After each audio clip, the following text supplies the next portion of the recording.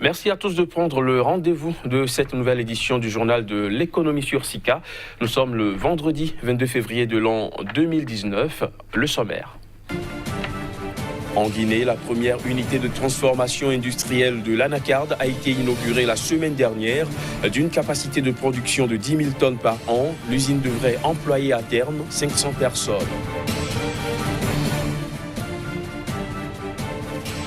Le Zimbabwe annonce l'instauration d'un nouveau marché des devises interbancaires qui supprime la parité fixe entre le dollar américain et sa quasi-monnaie, le banknote, dont la valeur ne cesse de chuter au marché noir.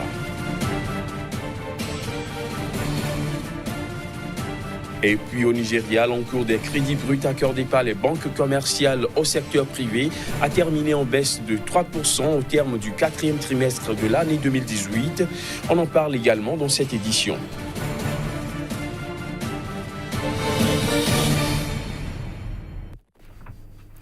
Voilà pour les titres, bienvenue à tous. En Guinée, la première unité de transformation industrielle de l'Anacarde a été inaugurée la semaine dernière à Kankan, en Haute-Guinée, d'une capacité de production de 10 000 tonnes par an. L'usine a été portée par la société Diaoné Agro-Industrie, filiale de Diaoné et Frères. Elle devrait employer à terme 500 personnes. Il faut dire que la production de noix de cajou est de 70 000 tonnes en Guinée et devrait être portée à 220 000 tonnes d'ici à 2025 grâce au programme gouvernemental d'appui et de distribution de semences. Le développement de la culture de la noix de cajou est l'une des 2 initiatives présidentielles aux côtés du café lancées depuis 2016. Le Zimbabwe a annoncé l'instauration d'un nouveau marché des devises interbancaires qui supprime la parité fixe entre le dollar américain et sa quasi-monnaie, le banknote, dont la valeur n'a cessé de chuter au marché noir. L'annonce a été faite lors d'une conférence de presse du gouverneur de la Banque centrale du Zimbabwe à Harare.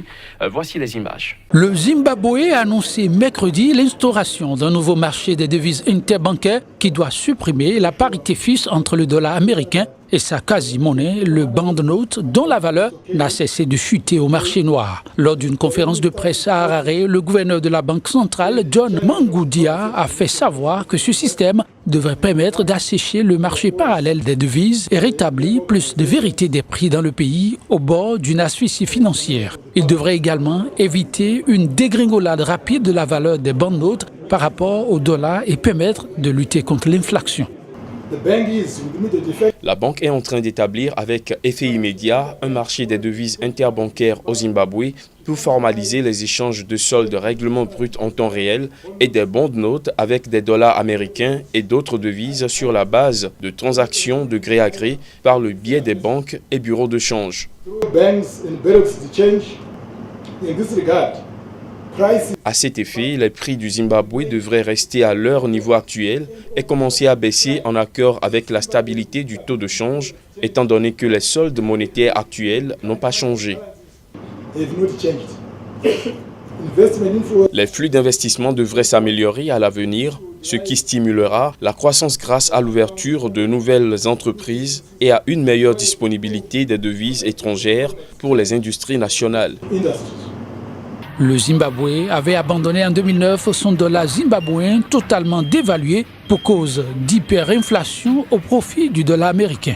Mais les précieux billets verts se sont faits de plus en plus rares au point d'étrangler l'économie. En 2016, le gouvernement a alors introduit des banknotes, des sortes d'obligations d'une même valeur que les billets verts. Là encore, l'opération a échoué et la valeur des banknotes a chuté. L'inflation a repris de plus belle, creusé les déficits et provoqué depuis plusieurs mois le retour des pénuries de denrées de base comme le pétrole.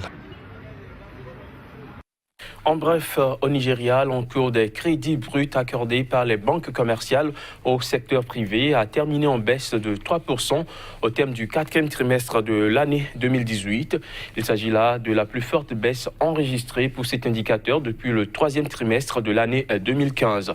2018 est aussi la 2e année consécutive de baisse de crédits bancaires au secteur privé au Nigeria, après un premier recul de 2,3% en 2017 et une hausse vertigineuse hausse de 23,6% à la fin de l'année 2016. Selon des analystes, 2019 devrait être une meilleure année à condition que l'élection présidentielle se déroule sans heurts majeurs et que les prix du baril de pétrole continuent de se renforcer.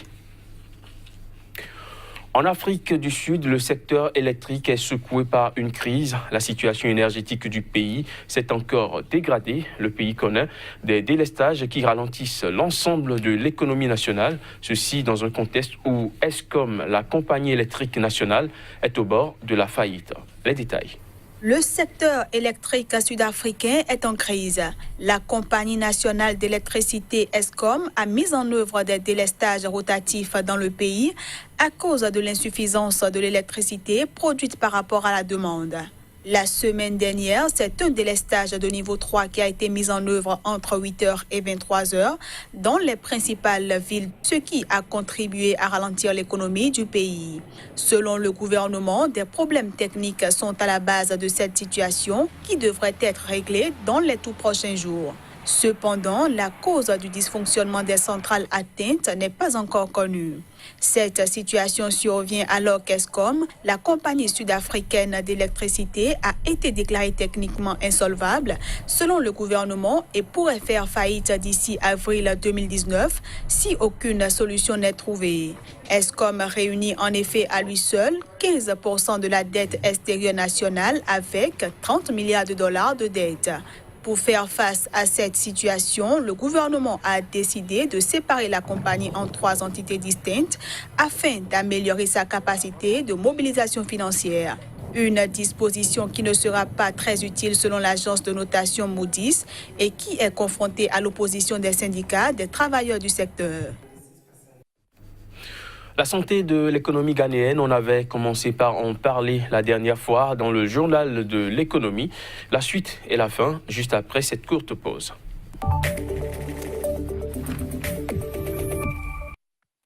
Casimir Pédior, bonjour et merci d'être une fois encore présent sur ce plateau du journal de l'économie. Alors le Ghana, on l'avait dit lors de la dernière édition du journal de l'économie, présente depuis 2 ans l'une des meilleures performances de la région Afrique subsaharienne. C'est bien ça, Crépi, il faut le dire, après les années 2014 et 2016 où l'économie ghanéenne a été anémiée, le pays a repris donc en 2017 avec un taux de croissance de son produit intérieur brut de l'ordre de 8,5% pour s'afficher autour de 6,2% en 2018, c'est-à-dire il y a de cela 1 an. Pour le compte donc de cette année, le pays affiche un taux de croissance du produit intérieur brut de 7,3% selon donc les estimations des structure d'analyse et d'économie au niveau du pays. Et donc, c'est une bonne performance au niveau de la sous-région car rares ces pays qui affichent un taux de croissance aussi élevé, si ce n'est pas la Côte d'Ivoire, si ce n'est donc pas aussi le Bénin qui donc tutoie ce taux de croissance. Au-delà de ça, c'est également un pays qui a dû travailler pour donc abaisser un tant soit peu le taux d'inflation. On annonce donc un taux d'inflation inférieur à 10%. Le pays vit une situation donc de consommation des biens et services un peu chers, mais le pays arrive quand même à faire face à un certain nombre donc d'indicateurs au niveau donc du déficit de la balance courante et aussi donc du déficit budgétaire. Le pays a également travaillé ces 2 dernières années pour améliorer sa prestation sur le plan national. Tout ceci donc permet aujourd'hui de dire que le Ghana affiche de très bonnes perspectives économiques pour donc les 5 voire les 10 prochaines années. Mais une croissance de 7,3% annoncée pour 2019, mais on table sur une baisse à 5,4% en 2020. Comment peut-on expliquer cette estimation ? C'est vrai, il faut le dire, en dépit donc des perspectives positives que nous venons donc de décrire, le Ghana fait face donc à des difficultés potentielles selon donc les observateurs. Au niveau national, par exemple, le gouvernement doit combler donc un certain nombre de besoins bruts en termes de financement. Donc le pays a un problème donc de recherche de financement sur le marché international et le déficit aujourd'hui est donc comparé à 20% du produit intérieur brut. Or, la la capacité du pays aujourd'hui à faire face donc à ce déficit n'est que de 10%. Donc le pays va véritablement travailler pour donc combler ce déficit. On parle aussi du ratio de la dette PIB qui tourne aujourd'hui autour de 40,5% du produit intérieur. Aujourd'hui, c'est 2017, il faut le dire, 40,5% donc de dette, le ratio dette et produit intérieur brut. En 2018, le pays a affiché 38,5% et donc forcément, le pays tend vers les 70% en ce qui concerne donc la norme communautaire. Tout ceci ne permet pas aujourd'hui de retrouver un pays qui n'est pas sans défaut, sans problème, sans difficulté au cours des 10 prochaines années. Alors, comment est-ce que le pays va faire face donc à ces difficultés-là? Il va falloir véritablement compter sur ses propres forces, mais aussi compter sur l'aide internationale, car aujourd'hui, le pays a besoin, surtout que le pays est en train de tourner dos aux institutions de Bretton Woods. Il va falloir que le pays véritablement trouve des mécanismes, des partenaires donc nouveaux en termes donc de financement de sa dette publique, et déjà que le pays a engagé des dépenses en ce qui concerne donc le secteur industriel.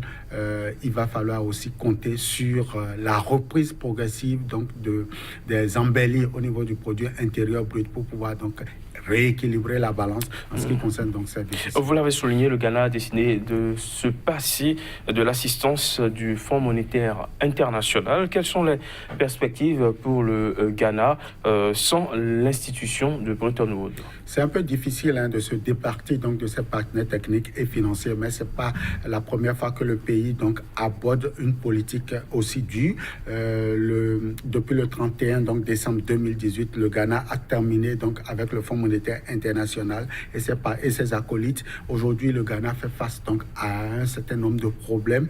Déjà, le taux d'échange pose déjà un problème avec la parité sur le marché international. Le Fonds monétaire international, qui également avait déjà accompagné ce pays en ce qui concerne une certaine difficulté, aujourd'hui le Ghana doit donc faire face à ces mesures d'austérité, doit donc retrouver un certain équilibre au niveau donc du marché international pour donc refinancer son économie. En tout cas, c'est un pays qui sait donc travailler. Le secteur industriel, il est déjà là avec les partenaires potentiels qui ont déjà investi plus de 670 millions donc de dollars US au niveau donc de cette économie-là. Certainement que le pays qui a décidé de tourner dos au Fonds monétaire international a de bonnes raisons pour le faire. En tout cas, nous restons observateurs de ces mesures d'austérité, de ces mesures donc hardies pris donc par le Ghana en ce qui concerne son économie pour voir véritablement si le modèle ghanéen peut être imprimé à certains pays de la sous-région, pourquoi pas. Merci Casimir Pédio d'être passé avec toutes ces explications. Je rappelle que vous êtes le directeur de publication du quotidien béninois d'information économique Nouvelle Économie qui paraît à Cotonou au Bénin. Mesdames, Messieurs, ce sera tout pour ce JT de l'économie que j'ai pris du plaisir à vous présenter. À très bientôt sur SICA.